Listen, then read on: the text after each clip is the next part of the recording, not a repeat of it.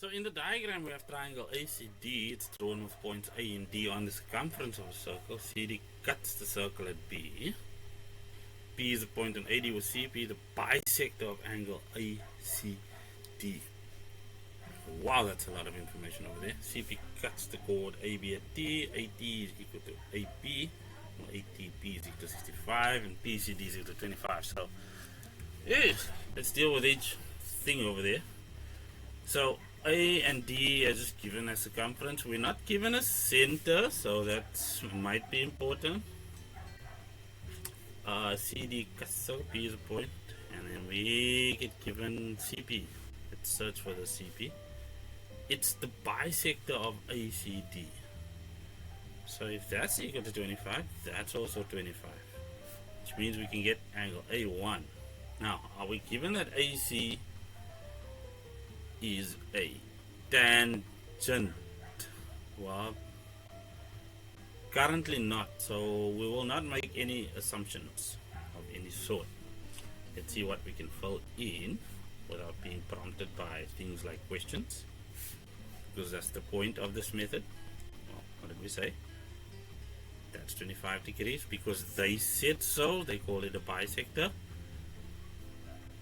Then, of course, with that being true, 65 degrees is this angle, and then AT is given as equal to AP, which means equal angles opposite equal sides. So that is also going to equal 65 degrees, and that's 130, which means angle A2 will give us 50 degrees. If we have a look over here, 65 minus 25, so that will be 40 degrees, which is interesting because now A1 and A2 together give us 90 degrees, which means that AC is a tangent and AD will be a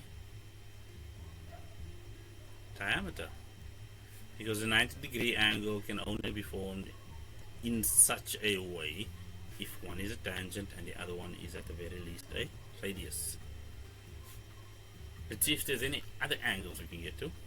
Well, vertically opposite at T3 will also have 65 degrees, and then of course, well, those two together 70, which means we have another 90-degree angle over there, 90 degrees over here, which will just reinforce this thing being a diameter, because angles in a semicircle are equal to 90 degrees. Well, now we can go have a look at what the actual questions are. Well, determine the size of each of the following. Angle P2, which we can get to quite easily because we have 65 over here and 65 again. We'll just fill in the easier ones for now. Then they wanted angle D, which was the angle right over there.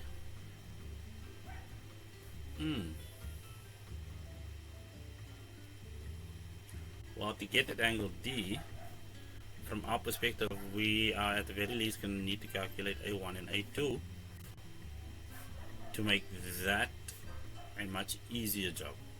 Or we can take P2 and we can subtract angle C, and we can realize that this angle is 40 degrees. And then angle A1 for them is that angle over there. And we'll use the same idea over there, which is the external angle of a triangle. ECA a tangent to angle ABD, motivate your answer. Well, A1 and angle D will both end up being 40 degrees, and because of that configuration, we can motivate the answer as saying that because those two angles are equal to each other, we can claim the converse of the tan chord theorem holds, and CA is thusly a tangent. So let's formalize our proposed solution. So for 8.1.1, we can say that angle P2 is equal to, well, angle ATP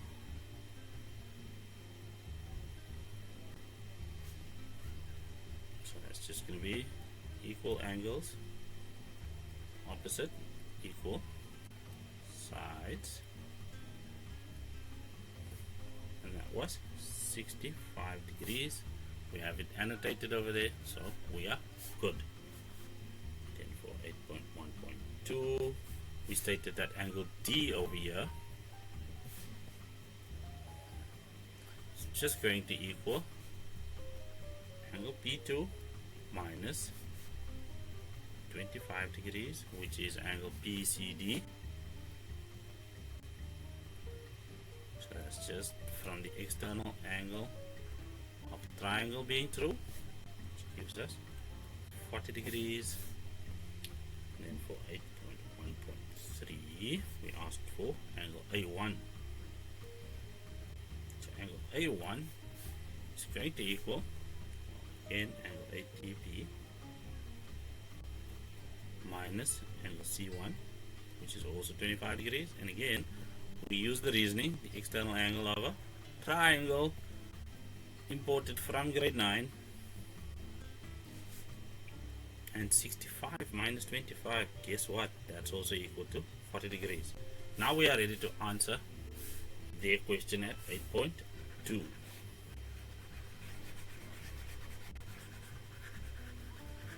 Let's not forget to fill in. Oh, we've got that filled in. ECA tangent to ABD, the so-called ABD. 8.2, the answer is yes. Angle A1 equal to angle D, which is equal to 40 degrees.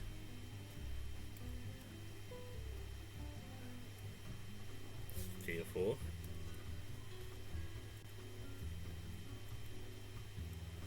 the converse of my tan chord is through. And that is about as simple as that one can be done. For now.